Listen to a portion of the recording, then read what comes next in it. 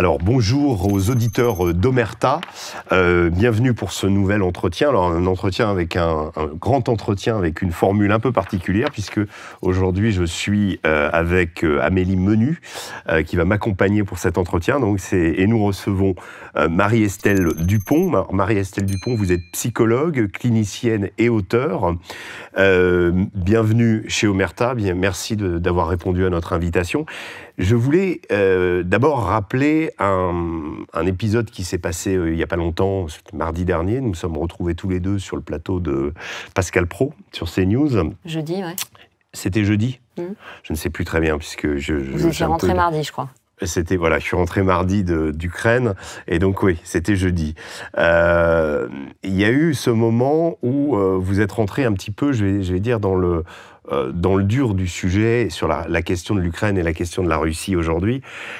Philippe Guibert a expliqué que, en fait, s'attaquer ou critiquer l'Ukraine, ça revenait à faire le jeu de Poutine, et vous avez prononcé le mot de pensée binaire autour de ce conflit. J'ai trouvé ça juste, c'est pour ça que j'ai voulu vous inviter aujourd'hui, parce que c'est vraiment le problème aujourd'hui. On sent qu'il y a une véritable pression intellectuelle aujourd'hui autour de ce conflit. Qu'on aime l'Ukraine ou qu'on ne l'aime pas ou qu'on soit indifférent, on ne peut pas l'être. Il faut supporter l'Ukraine. Et quand on émet un point de vue un petit peu en disant si l'Ukraine n'avance pas aujourd'hui, il y a peut-être de la corruption, il y a peut-être un problème d'acheminement des armes, ou critiquer l'Ukraine revient à être désigné comme partisan de Poutine. Alors, il me semble même qu'on ne critiquait pas l'Ukraine, que vous posiez juste la question de savoir si, vous avez dit texto, est-ce que cette guerre est la nôtre ou pas ? C'est ça. Ce à quoi Philippe Guibert a répondu, donc on abandonne l'Ukraine. Oui. Ce qui est quand même un raccourci, ce qui déformait à mon sens votre parole. C'est pour ça que j'en ai profité pour introduire cette notion qui est apparue très violemment pendant la crise sanitaire, de régression à une pensée manichéenne, noir-blanc, pour, contre. Coluche disait « je ne suis ni pour ni contre, bien au contraire ».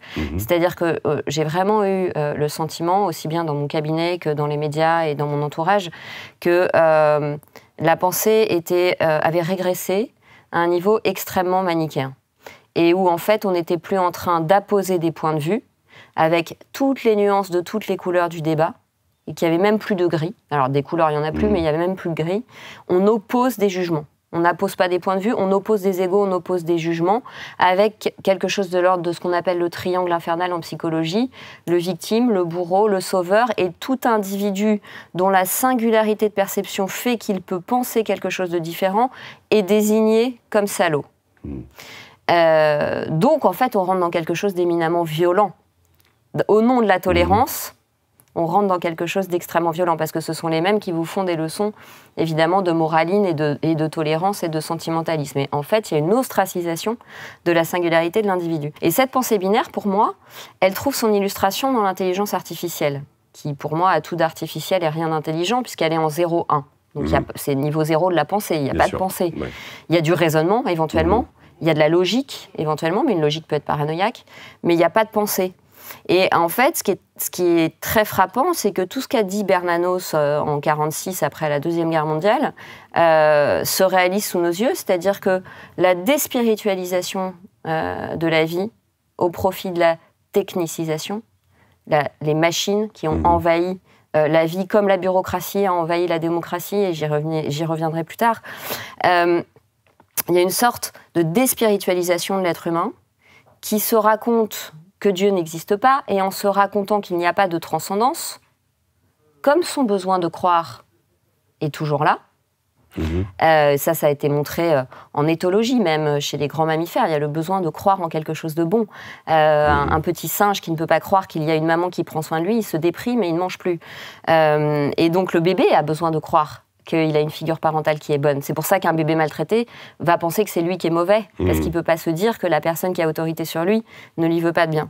Et donc cette sorte d'interdit de croire en quelque chose de spirituel va déplacer ce besoin de croire sur la technique, sur les biens matériels, sur n'importe quelle idéologie.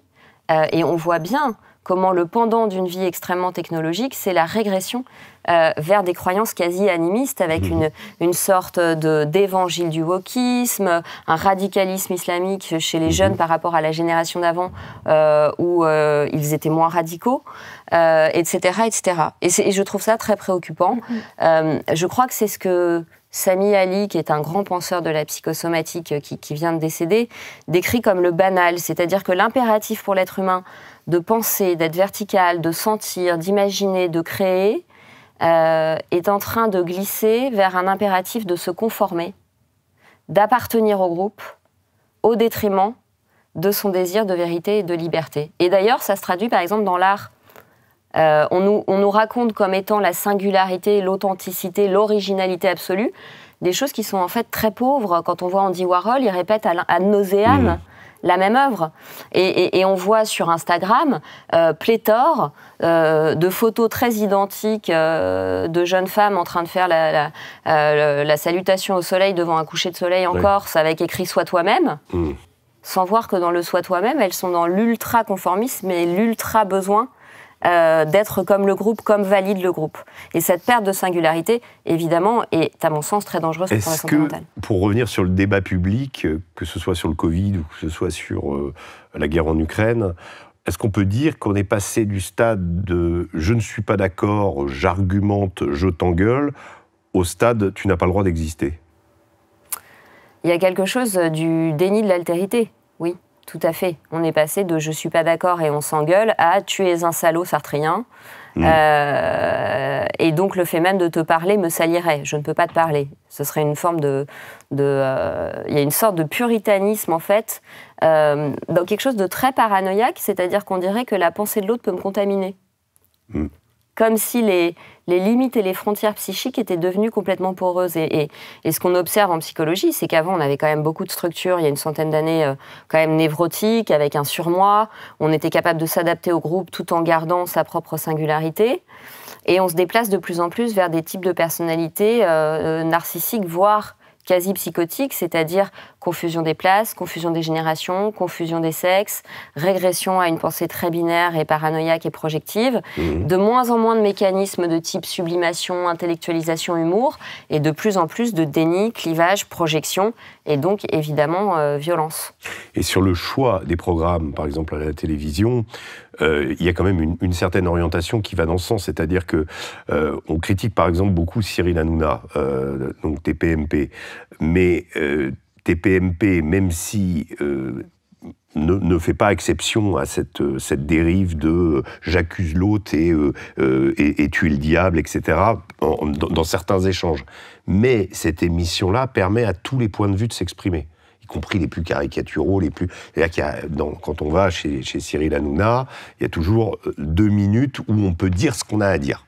Or, il y a d'autres émissions où ce n'est que le point de vue qui est conforme à celui de l'animateur, à son univers et à sa sphère de pensée. Et j'ai l'impression qu'il y a une sorte de rétrécissement. Est-ce que vous partagez ce point de vue ? C'est-à-dire qu'on est dans la violence partout, on est dans un débat extrêmement, extrêmement dur, mais il y a aussi cette espèce d'appauvrissement général avec une seule pensée à laquelle il faut se conformer. Je pense qu'en tout cas, il faudrait restaurer une vraie éthique du journalisme où on se demande... Enfin, nous, en psychothérapie, si je fais l'analogie, quand quelqu'un nous parle toujours de la même chose, on se demande de quoi il ne parle pas. Et donc, je pense que peut-être il faudrait une réflexion éthique plus poussée sur comment on parle des choses, mais aussi de quoi on parle, parce qu'il y a des sujets qui sont systématiquement passés sous silence. Et évidemment, pour les jeunes, j'ai l'impression qu'il y a des indignations autorisées et des indignations interdites. C'est-à-dire que là, on parle beaucoup de la violence faite aux femmes, et c'est très important. On parle très peu de la pédophilie, par exemple, qui pourtant, malheureusement, est un fléau.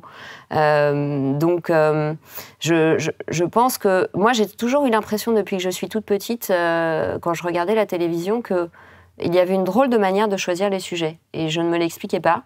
Mais j'avais souvent l'impression que, peut-être du fait de l'instantanéité et de la vitesse de l'actualité, on traitait les sujets de manière à la fois très répétitive et très superficielle, en ayant beaucoup de mal à remonter en amont Et en fait, en créant des espèces de débats périphériques, par exemple, vous êtes pour ou contre la corrida, mais en fait, on s'en fout. Enfin, la question comme ça, c'est pas le problème, en fait. Et ce serait très intéressant d'aller sur les problèmes qu'il y a au-dessus, qui est la question de la violence cadrée ou pas dans la société, du rapport à l'animal, d'ouvrir sur le débat de l'antispécisme et de ses dérives. Enfin, il y a en fait beaucoup de choses à dire.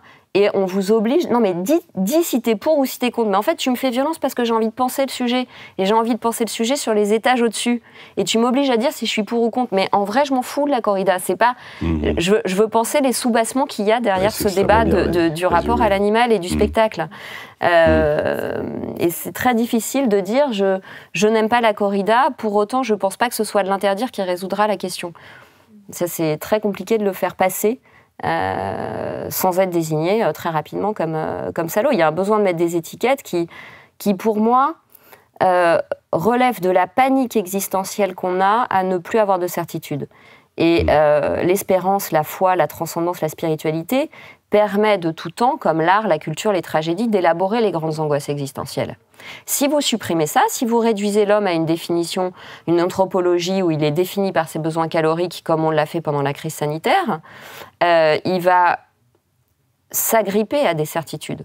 Mais des certitudes qui vont être des idéologies, en fait, et des illusions. Et donc, en fait, c'est ce que dit Bernanos, on a supprimé l'espérance, et donc on la remplace par des illusions. L'illusion que consommer va nous rendre heureux, puis que ne pas consommer va nous rendre heureux, etc., etc.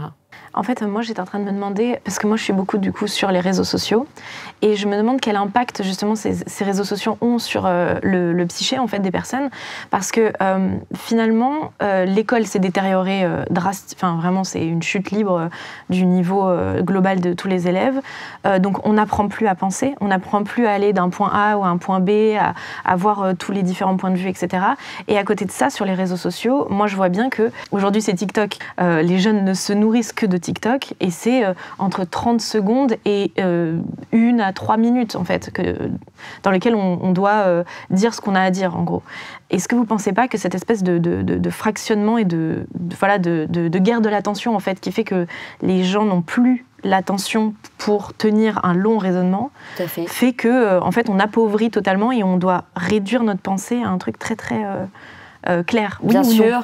Et en plus, sur le plan neurobiologique, c'est une aberration, et donc ça crée des troubles de l'attention et des addictions extrêmement importantes. Il y a un vrai enfermement mental et une vraie mise en danger de la santé mentale de ces jeunes qui ont justement besoin, c'est l'âge où on a besoin de se perdre dans les dédales de sa pensée, de tout explorer. Et on a tellement fractionné le temps, on l'a tellement ramené à une instantanéité qu'en fait, on crée au niveau du cerveau une saturation. Ils sont en hypervigilance, donc ils se coupent en fait de leur corps, complètement, donc ils sont dans une espèce de raisonnement désincarné qui n'est plus de la pensée, qui n'est plus dans le lien, qui est dans une espèce d'hyperconnexion à tout le monde et de lien avec personne. Et donc il y a des troubles de l'attention, et donc il y a des addictions, et donc il y a une augmentation des angoisses. Instagram a participé lourdement aux troubles de l'image du corps et aux addictions à la chirurgie esthétique de très jeunes femmes. Et TikTok... vous ne pouvez pas y passer plus de 5 ou 10 minutes sans tomber sur un contenu sur l'anorexie ou le suicide. Donc on les met aussi dans un bain extrêmement anxiogène. Et là, je pense qu'il est extrêmement important que les parents mesurent, et les chiffres le montrent maintenant, le côté pathogène des réseaux sociaux, voire même n'hésitent pas à interdire à leur enfant l'accès aux réseaux sociaux avant 16-17 ans. Tant qu'il n'y a pas la maturation complète du cerveau, il faut vraiment se dire qu'on les met sous hypnose et qu'on les abîme au niveau neurobiologique. Parce que le lobe frontal, qui est supposé en fait inhibé, va être complètement saturé, donc ça les rend plus impulsifs. Enfin, il y a vraiment plein d'effets neurobiologiques, et notamment un rétrécissement des aires liées aux compétences sociales, qui fait que ce sont des enfants qui ont moins de capacité à décoder les émotions de l'autre, et qui, si on décode pas les émotions de l'autre, on est plus facilement dans la violence. Et plus vous cherchez des followers au lieu de vous chercher des amis, moins vous êtes dans le lien social, en fait. Alors que c'est dans la saine compétition du sport, de la drague, des questions aux profs, que vous construisez aussi votre estime de vous, et votre identité sociale. Donc ça fait aussi beaucoup de phobie sociale en réalité, parce que quand il s'agit de sortir du métaverse et d'aller dans le réel, ils sont complètement décontenancés. Il y avait peut-être un autre truc que je voulais dire. Vous disiez, oui, cette espèce de paranoïa où on a peur que les pensées nous contaminent. Je me disais, il y a aussi ce truc, c'est que quand on n'a pas de profondeur d'argumentation, on a aussi peur de... Tout à fait. De l'argument de perdre pied, de perdre la face, en fait. Ouais. Il y a une confusion entre l'être et le faire. C'est-à-dire que, et d'ailleurs ça s'est un peu produit sur le plateau de Pascal Praud, c'est-à-dire que j'ai désigné une manière de penser en essayant d'être là avec mon regard psychosocial, de dire comment est-ce qu'on pense les choses, c'est quoi le narratif. Et Philippe s'est senti personnellement attaqué, il est passé de mais est-ce qu'on n'est pas dans un narratif binaire à tu me dis que je suis binaire. C'est-à-dire que lui-même s'est piégé en confondant. C'est pas parce que je dis que là, ton raisonnement me semble manichéen, que toi, je t'accuse d'être binaire. Et en fait, il y a ce glissement. On n'est plus dans l'être, on est dans le faire. Je suis réduit au faire, à ce que... Alors, la tendance victimaire, je me réduis à ce qu'on m'a fait.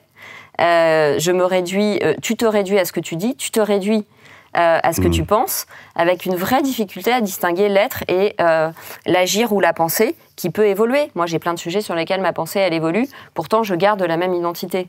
Et ça, c'est quelque chose qui est en train de glisser. Et la pauvreté d'arguments fait évidemment que l'insulte, le lynchage, c'est quand même un aveu de faiblesse. C'est ce que j'ai envie de dire aux jeunes aujourd'hui. Ne vous laissez pas décompenser. Si on vous insulte, c'est que quand même, il n'y a pas beaucoup d'arguments. Et qu'ils ne savent pas pourquoi ils pensent qu'ils pensent. Mais c'est normal qu'ils ne sachent pas pourquoi ils pensent qu'ils pensent. Parce qu'en fait, on a supprimé la dissertation, thèse, antithèse, synthèse. On a appauvri le niveau de langage et l'être humain ne pense qu'avec des mots. Donc quand vous avez 3 mots pour décrire vos émotions, c'est pas pareil que quand vous en avez 50. Et on sait que le champ lexical est corrélé à la violence. C'est-à-dire que plus vous avez de vocabulaire, plus vous avez de défense immunitaire contre la dépression et contre la violence. Donc le niveau de l'école qui baisse, c'est vraiment pour moi une violence faite au droit universel à l'instruction, avec un vrai impact sur la santé des enfants. Récemment, je me suis rendu sur cette question justement des jeunes et de leur appréhension du monde. Je me suis rendu au Kosovo. J'étais dans la ville de Mitrovica. J'ai discuté j'ai réalisé un documentaire sur la réactivation des tensions entre Serbes et Albanais. Et j'ai discuté avec des jeunes des deux côtés, en fait. Il suffit de traverser le pont, et il y a toujours un pont avec une frontière. Les Serbes sont au nord, les Albanais au sud. Et il me semblait que, 20 ans après ce conflit, ces anciens, entre guillemets, qui eux-mêmes avaient souffert, connaissaient l'autre. C'est-à-dire qu'ils s'étaient affrontés, ils s'étaient tués, ils s'étaient exterminés même. Mais ils se connaissaient. Et j'ai discuté avec les jeunes qui sont nés pendant le conflit, et je me suis rendu compte que des deux côtés, l'entité en face n'avait aucun visage. C'est-à-dire, il s'agissait d'une frontière. Est-ce que vous traversez le pont? Est-ce que ça vous arrive? Non, je n'ai rien à y faire. Non, ces gens-là ne sont plus dans l'histoire. Ce que me disaient les jeunes Albanais. Les États-Unis nous soutiennent, l'Union européenne nous soutienne, les Serbes, c'est le passé. J'ai été assez effrayé parce que cette ignorance qui est propre à notre jeunesse aussi, cette absence de faisait que des jeunes qui n'avaient pas directement connu le conflit, mais qui avaient été élevés dans cette idée, le Serbe est négatif ou l'Albanais est négatif, suivant les deux, finalement perpétraient un modèle où il était possible à nouveau de retrouver un ferment actif pour repartir dans le conflit. C'est-à-dire que l'ignorance, c'est pas ceux qui ont vécu le conflit, mais l'ignorance permet de recommencer. Et j'ai un peu l'impression qu'avec la guerre en ce moment, dont tout le monde parle, mais sans jamais la connaître, on a un peu cette idée qu'on a complètement oublié, ce que dit Serge Klarsfeld. L'Europe a été à feu et à sang et tout le monde l'a oublié. Et on est prêt à repartir comme en l'an 40, comme on dit. Mais c'est la même ignorance qui fait que certains, au nom du pragmatisme, vous ont dit que les mesures qui avaient été prises pendant le Covid étaient pratiques, nécessaires, que c'était ça ou le confinement, c'est-à-dire qu'ils étaient dans une logique en fait du trauma, où parce qu'il y avait eu le confinement qui pour moi est la scène traumatique initiale, on est prêt à tout accepter pour que plus jamais ça ne revienne, avec une ignorance totale des signaux historiques qui nous disent dans quoi on met l'engrenage. avec un contrôle de la population, en fait. Et cette ignorance fait le lit d'une incapacité à faire les liens et à voir les dérives possibles. Et quand vous dites, mais attention, il y a quand même un enjeu anthropologique, un enjeu philosophique, un enjeu politique, on est en train sur les libertés. De dire de redéfinir la citoyenneté comme 3 mois et une dose, en fait. Enfin, donc quand même, il y avait des enjeux qui dépassaient largement la transmission d'un virus dont la létalité était quand même assez faible pour certaines tranches de la population. Là, pareil, vous étiez un salaud sartrien, en fait, parce que au nom de l'urgence, si vous pensiez, vous étiez subversif, vous étiez un délinquant. C'est-à-dire qu'on a tellement inversé les valeurs, on est dans un système tellement pervers, que celui qui pense et qui pose des questions, c'est le délinquant. Mais pour moi, le délinquant, c'est celui qui ne pense pas et qui passe à l'acte. Et donc, pour revenir à votre remarque sur le Kosovo, qu'est-ce qui a été dit ? Il y a une logique traumatique, c'est-à-dire qu'est-ce qui a été mis sous scellé pour cette génération ? Qu'est-ce qui n'a pas été transmis ? Qu'est-ce qui n'a pas été dit ? Qu'est-ce qui a fait que dans la guerre, on a déshumanisé l'autre, au lieu d'expliquer que 2 territoires se font la guerre, 2 peuples se font la guerre, peut-être même des gouvernements se font la guerre et les peuples ne sont pas si d'accord que ça pour se faire la guerre, ça arrive aussi. Non, puis surtout, on a vécu à côté du Serbe. Et on a vécu à côté. C'était celui qui habitait dans la maison d'à côté, de même que le russe pour l'Ukrainien. Qu'est-ce qui a été transmis oralement pour qu'il soit amené à régresser à une pensée quasi magique avec un clivage ? Incroyable. Et je déshumanise complètement l'autre. Il n'existe pas, je me raconte, c'est de la pensée magique. Je me raconte que l'autre n'existe pas. C'est une entité. Oui, mais d'ailleurs, c'était un des dangers du masque, c'est que les bébés voyant des adultes masqués, ils n'humanisaient pas l'autre. Oui. Et ils ne s'humanisaient pas. L'autre est une entité. Donc là, on est vraiment dans la pensée magique, on est dans la pensée psychotique. C'est quoi une entité, en fait ? C'est complètement désincarné, avec des angoisses majeures, parce que si l'autre est humanisé, il est déjà moins effrayant. On est d'égal à égal. Et donc, oui, des mécanismes quasi psychotiques, en fait, de fragmentation de l'autre. Pour vous, la société est revenue à l'époque de Torquemada, en fait, à l'époque de l'Inquisition. On est dans la même logique. Je pense qu'il y a une régression qui est très inquiétante chez l'homme contemporain, chez l'homme occidental contemporain, oui. Parce qu'on le voit, encore une fois, les personnalités sont de moins en moins structurées. Et il y a des fragilités narcissiques, un vide spirituel qui fait vraiment, qui fait un boulevard à la pathologie, qui fait un boulevard aux addictions, qui fait un boulevard aux idéologies. Donc je crois qu'il est temps qu'on regarde à nouveau nos jeunes dans les yeux quand on leur parle, qu'on les réhumanise et que à toute cette mode de la technologie, du faire, de l'agir, du paraître, apparaître, comparaître, on remette en fait du lien, du vrai lien affectif. C'est pas grave que t'aies pas 1000 followers, mais c'est important que t'aies une relation affective avec un ami, un vrai ami en chair et en os, et qu'on redonne de la valeur, de la vraie place à l'affect. L'affect, c'est pas l'émotionnel, c'est pas la dramatisation de l'émotion dans laquelle on est aujourd'hui sur les plateaux télé. Tu penses ça, donc t'es un salaud. Là, c'est de l'émotionnel.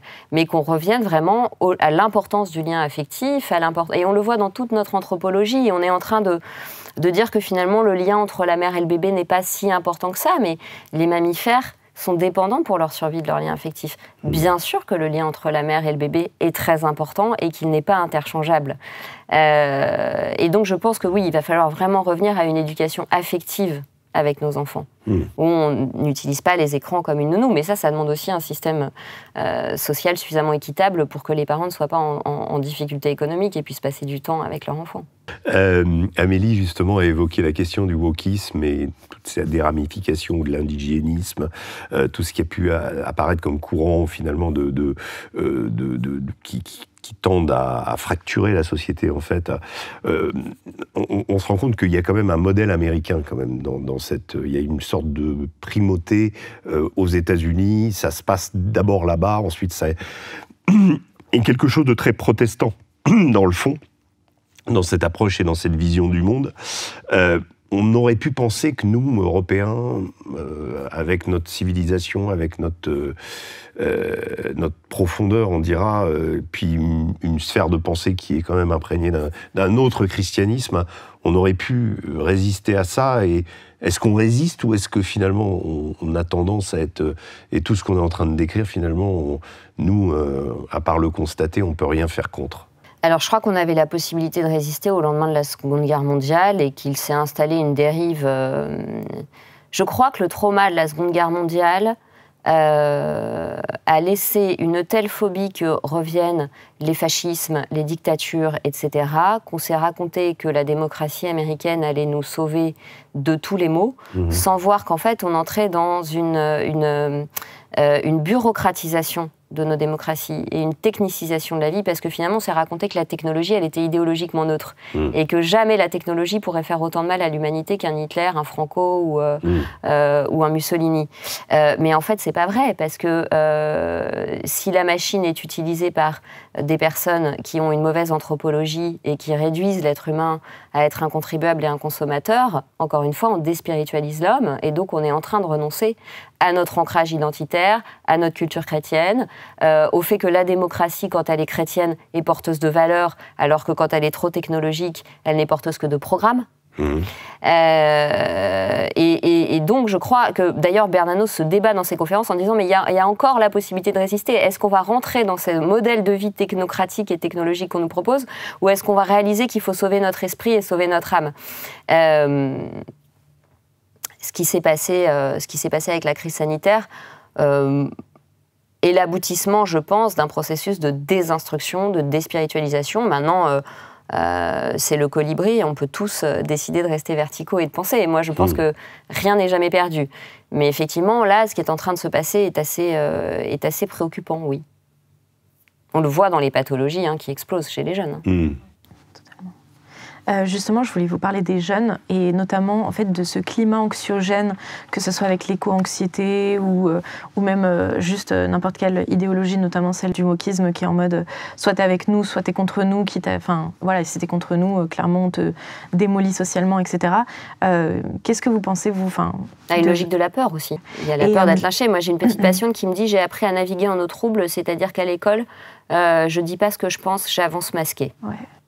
Pour se protéger. Et c'est totalement une pensée totalitaire, Et finalement. donc, en fait, elle a compris qu'on est dans le panoptique de Bentham, c'est-à-dire que c'est l'individu lui-même qui s'autocensure dans les zones où il a le droit d'aller penser ou pas, pour garder l'appartenance au groupe. Or, l'être humain ne peut pas vivre sans un sentiment d'appartenance. Et alors, en plus, aujourd'hui, à notre époque, où plus que jamais, le défaut d'ancrage intérieur fait qu'on ne supporte pas d'être seul, il y a peu d'individus qui sont suffisamment outillés au niveau de leur bon narcissisme pour supporter de tenir, d'en avoir rien à faire de l'image. Moi, je me suis fait traiter de criminelle sur un plateau télé parce que j'avais osé dire aux parents qu'il fallait qu'ils continuent à faire des câlins à leur bébé pendant le Covid pour éviter des carences affectives et des dépressions du bébé, des anorexies du nourrisson, etc. C'était important d'avoir du toucher pour le bébé et de faire des câlins. Et on m'a traité de criminelle parce que je disais ça. Moi, je m'en fous. Moi, je vais bien. Je sais pourquoi je pense que je pense. Donc, je suis OK avec ma pratique et ma déontologie et avec ce que je soutiens. Mais vous imaginez, pour un jeune de 17 ans, c'est d'une violence extrême. Donc, ils ont du mal à grandir. Pour beaucoup, ils se ratatinent et ça se traduit par une perte de libido, en même temps, quand on vous dit que si vous faites des enfants, vous allez tuer des arbres, ça donne quand même moins envie de se projeter. Il y a une perte de libido, il y a cette espèce de fluidité des genres et des relations appauvrit aussi énormément les rapports de séduction qui sont hyper importants à cet âge-là. Donc, on n'est plus vraiment amoureux, on est dans une espèce de truc de gémellaire, de friend zone, très bizarre, très fusionnel et puis ensuite très rejetant. Donc oui, ils ont du mal à se projeter et ils développent beaucoup d'addictions. Maintenant, ils ont des ressources qui sont incroyables. Moi, je trouve qu'on a été assez indigne d'eux en tant qu'adultes, qu'on leur a demandé de porter les peurs des adultes comme une famille toxique le fait, et que la société a été vraiment très toxique avec ces jeunes. Mais ils ont des ressources et une intelligence incroyable. Donc on doit leur donner, en fait, on leur doit tout, parce qu'ils sont l'espérance, ils sont l'avenir. Donc on doit leur permettre de penser, on doit leur donner du contenu auquel ils n'ont pas accès, et on doit surtout les challenger sur « t'as le droit de penser tout ce que tu veux, mais tu dois savoir pourquoi tu penses ce que tu penses. Et vas-y, argumente. Et tu as le droit de pas être d'accord avec moi, mais je veux que tu m'expliques pourquoi tu n'es pas d'accord avec moi. » Et là, je pense que le temps qu'on peut leur consacrer à les obliger à débattre, à se reconnecter à leur perception, c'est pas parce que le groupe pense que tu es obligé de penser pareil. Et pourquoi tu ressens ça et qu'est-ce que tu ressens là, on les reconnecte en fait à leurs ressources. Le progrès technologique, enfin, la technologie, parce que je ne sais pas si on peut toujours appeler ça un progrès, est allée plus vite que la pensée et la réflexion qu'on a eue dessus et la connaissance des conséquences. Elles étaient connues par ceux qui fabriquaient les machines avec un certain cynisme. Elles n'étaient pas connues du grand public. Et il est évident que nos parents nous ont éduqués pour un monde qu'ils ne connaissent pas et les clés qu'ils nous ont transmises ne fonctionnent pas. Est-ce qu'on peut dire que finalement, cette génération-là est la première génération à qui les parents offraient des jouets qu'ils ne connaissaient pas? C'est-à-dire que moi, mes parents m'offraient des jouets qu'ils connaissaient. Là, moi, à mes enfants, je ne savais pas ce qu'ils mettaient entre leurs mains. Mais moi, je le vois. Sans le savoir. Quand je fais des conférences sur les réseaux sociaux, les écrans, etc., je me rends compte que les parents ne savent tout simplement pas qu'ils mettent une bombe entre les mains de leur enfant. Quand on leur explique, c'est bon, après ils régulent. Oui. Parfois c'est trop tard, quand le gamin a 16 ans, il lâche plus son téléphone en allant se coucher. Mais ils n'avaient pas mesuré la bombe qu'ils mettaient entre les mains de leur enfant. Alors pourquoi ? Pourquoi ? Parce que je pense que la génération qui vous a mise au monde était déjà une génération abîmée, déconstruite, adolescente, infantilisée. C'est-à-dire qu'on avait eu tout l'envahissement pendant les 30 glorieuses du marketing ultra infantilisant. C'est-à-dire qu'on avait à la fois l'attaque par le marketing ultra infantilisant, l'attaque par l'idéologie, il est interdit d'interdire, tous vos relativisme moral, on s'en fout des pères, le père ça sert à rien, c'est has-been, les femmes peuvent tout toutes seules, avec une espèce de guerre entre les sexes. Au lieu de le voir comme une complémentarité, on est venu se venger de l'homme en se racontant qu'on était toute puissante. Résultat, on est dans la merde parce qu'on a une charge mentale de folle. Et l'intrusion de l'État qui raconte aux gens qui sait mieux qu'eux ce qu'ils doivent manger, ce qu'ils doivent penser, ce qu'ils doivent faire, etc., etc. Donc, comme pour beaucoup d'êtres humains, la liberté est une chose extrêmement fatigante. L'être humain se repose de lui-même en se délestant de ses responsabilités sur l'éducation nationale qui ne devrait pas s'appeler éducation nationale mais instruction nationale, sur le marketing qui lui dit que ça c'est bon pour lui et qui crée du désir mimétique, etc., etc. Et donc en fait on a déjà, enfin pour moi, mais la génération de mes parents, ce sont des ados en fait. Eux-mêmes, ce sont des ados. Donc, des ados peuvent pas être des adultes verticaux, en fait. Ils sont eux-mêmes pas finis de construire dans leur réflexion. Donc, forcément, ils sont très, très, très mal outillés pour avoir un projet éducatif. Donc, vous vous êtes construite toute seule ? Moi, je me suis construite dans une logique dont je parle dans mon dernier livre, dans la logique du traumatisme. C'est autre chose. Mais en tout cas, quand nos parents ne sont pas à même de nous transmettre de quoi penser, il faut aller se chercher d'autres modèles identificatoires et il faut lire et il faut supporter d'être seul parce que si on ne supporte pas d'être seul, on va vers les réseaux sociaux qui aujourd'hui sont... ou n'importe quelle drogue en vrai. sont une drogue extrêmement violente. Alors moi je vais mettre un bémol quand même dans cette génération ancienne on dira, puisqu'il y a avec des parents... tels que les miens ont été, c'est-à-dire des gens extrêmement conservateurs, catholiques, famille de militaires. J'ai été élevé, moi, dans la non-communication, dans la non-expression de mes sentiments, dans le fait qu'on cache, dès qu'on est malheureux, il ne faut pas pleurer, il ne faut pas... à une génération surtout aujourd'hui... Surtout un garçon, pour le coup. Oui, surtout un garçon, sur lequel on fait évidemment... porter aussi un espoir de réplique de modèle social aussi. Et on est passé de ça à, en effet, la question de... Parce qu'autour de ça, il y a l'enfant roi aussi dans la nouvelle génération, les familles monoparentales qui élèvent un enfant, les mères qui élèvent un enfant, c'est très parisien ça, dans l'adulation totale, on est à l'inverse. Alors la question de l'enfant roi, c'est vraiment la question justement de l'ignorance. C'est-à-dire qu'en fait, être parent, c'est quand même le métier le plus difficile pour lequel il n'y a aucune formation. Et l'enfant roi, c'est vraiment le contresens. C'est-à-dire qu'on ment à l'enfant quand on ne lui pose pas d'interdit. Et pour moi, on le mutile. C'est-à-dire qu'un petit être humain, sa liberté, ce ne sera pas l'absence de contrainte. Sa liberté, ce sera qu'est-ce que je fais de la contrainte que je ne choisis pas, et en devenant adulte, quelles sont les contraintes que je choisis et les contraintes dont je ne veux pas. C'est ça l'autonomie. C'est quelle est la loi que je me choisis et que je respecte. Donc quand on est dans l'enfant roi, dans l'impossibilité de poser un nom, de poser une limite, de poser un interdit qui est toujours le même et qui n'est pas négociable, en fait, on vole à notre enfant, on lui ment sur ce que va être la vie. Donc pour moi, c'est une violence faite à son psychisme, autant qu'une éducation ultra coercitive. C'est la même violence qui prend un visage opposé, en fait. C'est pour ça que je crois que il est interdit d'interdire, etc., était une très très grande violence et a mis en place des dérives extrêmement perverses en fait dans les familles. On a privé nos enfants. Pour l'enfant, il y a tout à découvrir, donc c'est beaucoup trop tout. Donc il va falloir quand même lui mâcher un petit, lui pré-mâcher un petit peu le réel pour que petit à petit il puisse l'assimiler et le digérer. C'est ça la fonction parentale. C'est l'object presenting, dit Winnicott. C'est-à-dire je te présente des morceaux de la réalité et quand tu les as assimilés, tu peux avoir un morceau plus grand du réel. Et quand on n'interdit rien, on le livre à lui-même, en fait. Qu'est-ce que vous donneriez comme conseil aujourd'hui à des jeunes qui sentent, on va dire, que ça va pas trop, mais qui ne sauraient pas comment, justement, encaisser ce traumatisme ? De se refaire confiance dans leur perception à eux, de plus, de ne pas se couper par peur d'être marginal de leur perception. Et retrouver cet ancrage intérieur, en fait, de ne pas se renier. Parce qu'en fait, si vous vous rejetez vous-même, là, vous êtes vraiment seul. Donc, de ne pas renier leur perception, d'abord. De ne pas prendre de lire les 4 accords Toltec. C'est-à-dire, je crois qu'il ne faut rien prendre personnellement. C'est-à-dire, quand l'autre vous agresse, ça parle de lui et de là où il en est et de ce que vous lui faites, ce que vous lui donnez à voir. Ça ne parle pas de vous. C'est-à-dire, vous pouvez pas... Je vais donner un exemple... vous pouvez donner de la tendresse à quelqu'un et que cette personne le vive comme une violence, parce que quand vous lui donnez de la tendresse alors qu'il n'a vécu que de la violence, il va prendre conscience par la tendresse qu'avant il a reçu que de la merde dans sa famille. Donc il va rejeter cette tendresse. Mais c'est pas vous qui rejette, c'est là où il en est de son chemin. Donc je pense que c'est très important de ne pas prendre les choses personnellement et que ces jeunes arrivent à se remettre dans la créativité, dans leur créativité personnelle, dans leurs ressources personnelles. Donc, qu'ils aillent vers l'art, qu'ils aillent vers la lecture, qu'ils aillent vers le sport, qu'ils aillent vers la poésie. Mais en fait, ces ressources, ils les ont.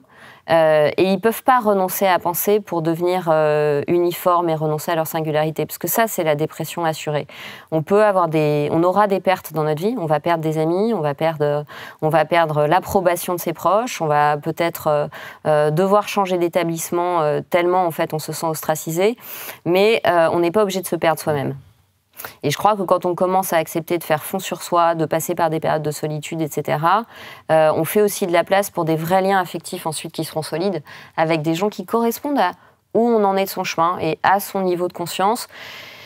Et on lâche prise sur ce que les autres pensent de nous. Parce que je crois qu'il faut vraiment respecter ce que les autres ressentent, mais s'en foutre complètement de ce que les autres pensent. Et là, on est dans un truc à peu près respectueux. Je respecte ce que tu ressens, mais ce que tu penses de moi, en fait, c'est des projections, donc je m'en fous. Ça demande beaucoup de courage quand même de faire ça. Comment ? Ça demande beaucoup de courage de faire ça quand même, surtout pour... c'est-à-dire que ça demande de la confiance en soi. Et c'est un âge où c'est difficile de se faire confiance parce qu'on n'a pas encore fait assez de choses pour avoir construit sa confiance en soi. Donc je leur conseille aussi de faire des choses, de s'autoriser à vraiment aller vers leurs rêves, parce que le rêve est une image que nous fournit notre monde intérieur de la place où on doit être.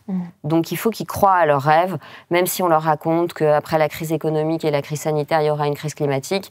En fait, ils ne sont pas obligés de bouffer tout le négatif qu'on leur envoie. En fait, ils ont le droit de dire « non, ça va, merci, je vais faire ma part ». Je ne suis pas dans le déni du négatif, mais je ne vais pas me laisser sidérer, ce qui est la logique d'ailleurs de la chaîne d'infos en boucle. Vous êtes passif, vous recevez que du négatif, donc vous êtes dans un syndrome d'impuissance acquise, où vous vous sentez coupable et vous vous sentez impuissant. Or, le cerveau, il peut gérer du négatif s'il est actif. Ma mère est en train de développer un Alzheimer, mais je mets en place les choses, je mets des gens autour d'elle, donc je ne suis pas en dépression parce que j'agis face au négatif qui arrive. Et vous pouvez gérer du positif en étant passif. Tiens, il m'arrive un truc super heureux. Encore, il y a des gens que ça met en burn-out, mais on peut le gérer.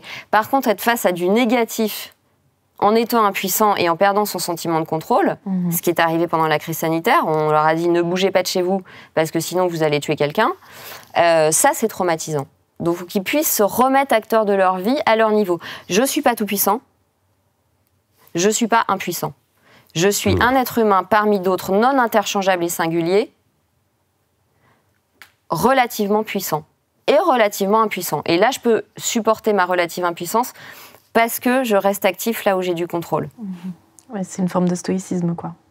Contrôler que ce que l'on... Enfin, agir que sur les choses que l'on peut contrôler et éviter de se focaliser... Et continuer à penser celles qu'on ne peut pas contrôler. Ouais. Parce que penser est déjà un acte politique. C'est vrai. Vous parliez de créativité personnelle, de sport, etc. Moi, je vois bien chez la génération là, de mon petit frère qui a 20 ans, ils ont de manière générale beaucoup de mal à se mettre en marche parce que comment faire pour se battre contre la puissance des addictions? C'est-à-dire qu'ils ont littéralement de l'héroïne dans leurs mains, en fait, à portée de main. Ils peuvent, là par exemple, je suis en train de faire quelque chose sur le porno, donc que ça soit la pornographie, le doom scrolling, c'est-à-dire vraiment scroller à l'infini jusqu'à. Oui.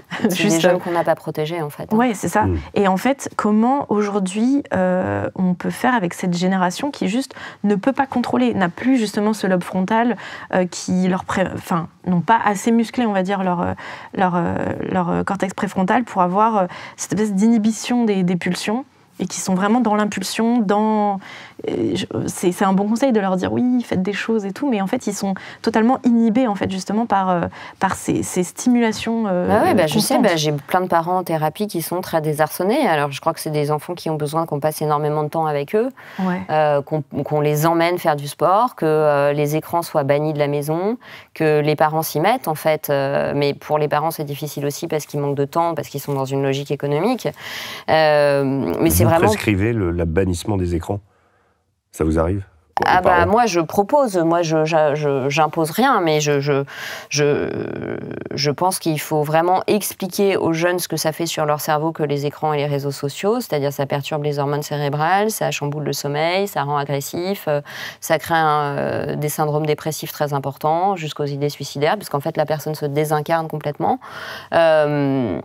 Et donc, le fait de réaliser tout ce qu'elle pourrait faire si elle passait pas du temps sur les écrans, le fait de voir des gens en chair et en os, le fait de sortir avec votre enfant et de l'obliger à faire du sport, de reprendre...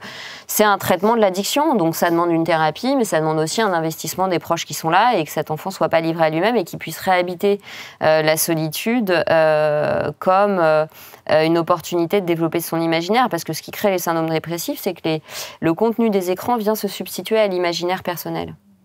Et donc, quand je leur dis, tu vas retirer juste 30 minutes du temps que tu passes sur les écrans, là, tu retires 30 minutes et t'écris une histoire, où tu commences à dessiner la BD que tu as envie de dessiner, où tu inventes un jeu, là, je les remets en position d'être acteur, et le plaisir peut revenir, parce qu'en fait, ou la musique. Ça crée des profils anédoniques. Les écrans créent des profils anédoniques, il n'y a plus de plaisir. Anédonique ? En fait, ils sont addicts, mais dans l'addiction, il n'y a pas de plaisir. Il y a une impulsion. Donc il y a un sentiment d'être nul parce que je ne peux pas résister à l'impulsion. Donc leur refaire investir leur imaginaire, oui, il y a la musique. Chez les uns, c'est la musique, chez les autres, c'est le dessin. Chez les autres, ça peut être l'écriture. Chez les autres, c'est la cuisine. Chez les autres, c'est... des créations, des collages, etc. L'idée de se recréer un imaginaire à soi, en fait. Oui, et de se revoir en vrai, en fait, de refaire des fêtes, parce que les jeunes de 20 ans ont beaucoup de mal à faire la fête. Moi, ils m'ont tous dit cette année, non, mais je fais rien pour le réveillon. Alors, le réveillon, c'est pas en soi quelque chose d'important, mais il y a une vraie fatigue à aller vers l'autre, en fait. Un vrai isolement, un vrai enfermement mental. Et aux États-Unis, on voit d'ailleurs des gens qui vivent sans sortir de chez eux. C'est-à-dire qu'ils ont le contenu Internet, le télétravail, la bouffe qui est livrée à domicile, l'escorte qui est livrée à domicile si on a besoin d'un rapport sexuel. Donc, il y a un niveau d'isolement. Et quand on sait que l'être humain est un mammifère, donc que sa survie dépend de ses liens d'attachement, évidemment, c'est très préoccupant sur l'évolution de la psychopathologie. Justement, c'est peut-être une de mes dernières questions. On observe justement une radicalisation dans cette pensée binaire, justement, dans ces deux trucs. On observe une radicalisation de la jeunesse. Moi, par exemple, je suis pas mal les gars qui font partie des mouvements antiféministes. Et je vois bien que, même si au début, ça partait d'un bon principe de dire « Ah, peut-être que le féminisme a un peu abîmé les hommes », maintenant, ça part vraiment dans des délires de haine totale et de misogynie, mais absolument assumée. Et, je souris parce que j'en ai eu un exemple très, très intéressant jeudi soir. Effectivement, il y a une régression, la pensée binaire, c'est une régression vers l'archaïque.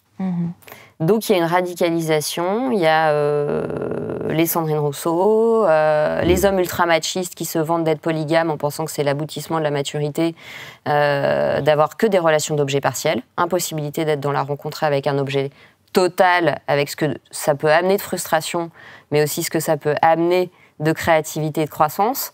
Donc oui, à partir du moment où vous êtes dans une pensée binaire et dans une perte de singularité, il y a un vide narcissique qui fait le lit de tous les extrémismes. Extrémisme religieux, extrémisme de la misogynie, extrémisme du féminisme, et voilà, volonté de faire de l'entrisme idéologique avec le mouvement LGBTQ à l'école qui exploite le mal-être adolescent avec beaucoup de cynisme. Et effectivement, les jeunes sont hyper poreux à ça, en fait. Je crois qu'il faut vraiment leur réexpliquer que s'il y a des hommes et des femmes, c'est qu'a priori, la nature étant pas complètement crétine, on a besoin les uns des autres, en fait. Il faut revaloriser le lien. Il faut vraiment revaloriser le lien.